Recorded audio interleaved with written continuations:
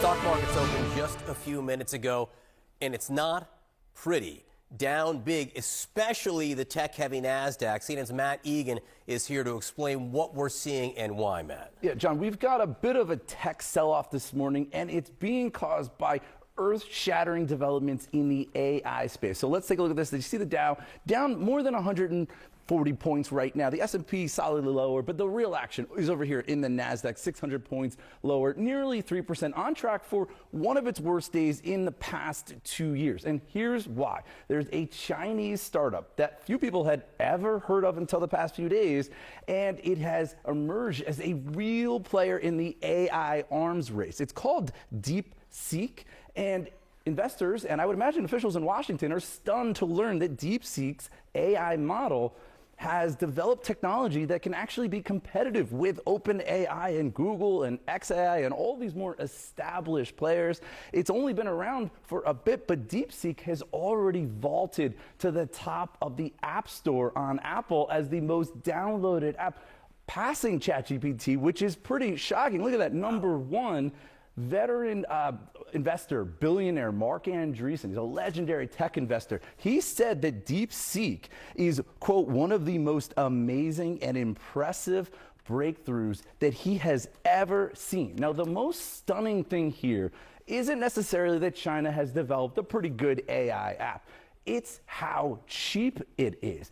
Deepseek says that their AI model only cost $5.6 million. Now, we don't know that, but if that's true, that is pretty stunning. Anthropic, one of the leading AI companies, has said that it costs about $100 million to $1 billion to develop an AI model. We know that Mark Zuckerberg, the Meta CEO, says that his company plans to spend $65 billion on AI. So, John, look, this is all really questioning sort of the foundation here of the AI boom, which is that it requires a lot of spending, which is that the U.S. is running away with the AI arms race, and it's also questioning some of the big positives that had pushed markets to record highs.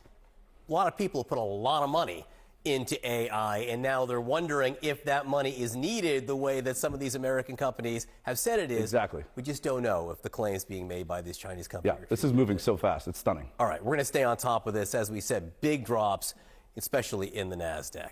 Speaking a lot more about Deepseek, it's one of these big stocks that has really changed the game, it seems, in just a couple of days. Without warning, a big unknown Chinese firm rattling the U.S. market. Shelley Palmer is CEO of the Palmer Group and a professor of advanced media. He joins me now from New York. Shelley, great to have you with us. Great to be here. It seems like there's a bit of a coup happening in the AI space. Tell me about Deepseek, what you know about it. I mean, it's a startup. It's 1-year-old company. A lot of people are downloading it. And the question is it taking on the big guys in the United States? So Deepseek is a company out of China. It is a startup. As you said, it's about a year old.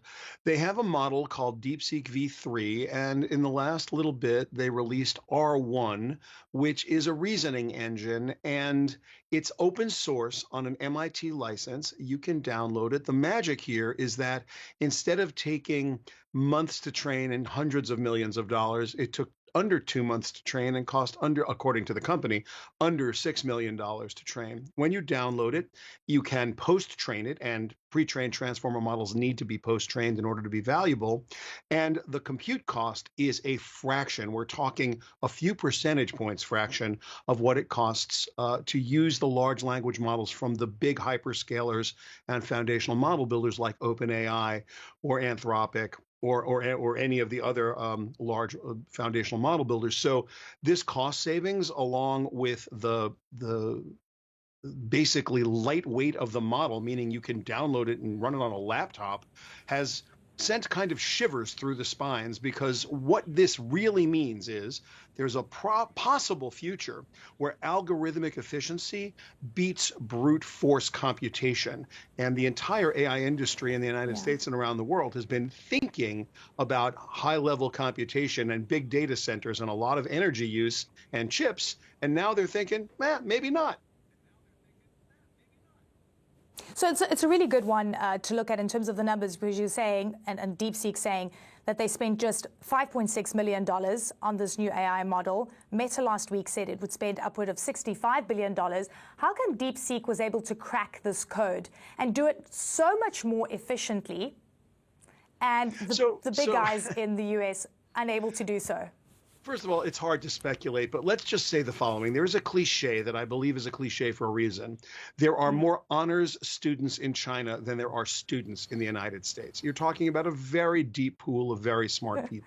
That's thing one. Two, they've been restricted from getting all of the tools they need from the West, including specifically the kind of chips that would do the computation they need to do the advanced computation. This is a mathematical solution to a hardware problem. It's called algorithmic efficiency. They've actually written code that's more efficient than the code that's being used generally in the space throughout the world. So how did they do it? It's open source. You can see their research. They've been very good and transparent about publishing their research. They haven't exactly shown the secret sauce, but it is something that we'll be able to replicate. And by the way, the markets are reacting in a knee jerk, and most people don't understand any of what I'm about to say to you. No one in the United States, no American, no company anywhere on earth, to be fair, is going to lay down and die because a couple of engineers figured out a better algorithm. Math is math, and engineering is engineering, and these algorithmic efficiency approaches will be figured out worldwide. Now, what does that mean for NVIDIA's chip prices? What does that mean for nuclear power plants for data centers? What does that mean for future data centers? The jury's still out. By the way, no one's replicated this. For all we know, this is the Sputnik moment, or this is the cyber Pearl Harbor where they faked this whole thing and it really wasn't done for $5.5 million in 2 months. We don't know. My guess is it was done for $6 million, and was done in 2 months. That's my guess. And we're all going to have to rise to the challenge. And by the way, I am confident that everybody will. Yeah, this is the thing. We were talking about the race, the AI race, and I think this is pretty much indicative of the race that has truly just begun. As you say, yes. You can crack this code. If it's a mathematical solution, then you've got people that could work on it. But you touched on something in terms of the hardware and the GPUs and NVIDIA and so forth, and even what it means for electricity consumption for data centers. If what we're hearing from Deepseek is in fact all factual, what does it actually mean? Does this change the calculation completely for AI? So at the moment, it is much less expensive to run Deepseek R1 locally than it is to, or even in the cloud, than it is to run any of the other models. So the question is not, is this better or worse? The question is, going forward, is algorithmic efficiency, this ability to run smaller models more efficiently, going to be a better path forward than the brute force massive compute models that we've used so far at OpenAI and Anthropic and at Google Gemini and at Llama, for Meta's Llama? We don't know the answer to that. Right now, it points towards two futures. One future is algorithmic efficiency. The other is brute force compute. There's no one in the world who can answer this question right now. It's all speculation. Time will tell. And as you've just said, it's very early days, which is like the beginning of the race. We're nowhere near the end of this race.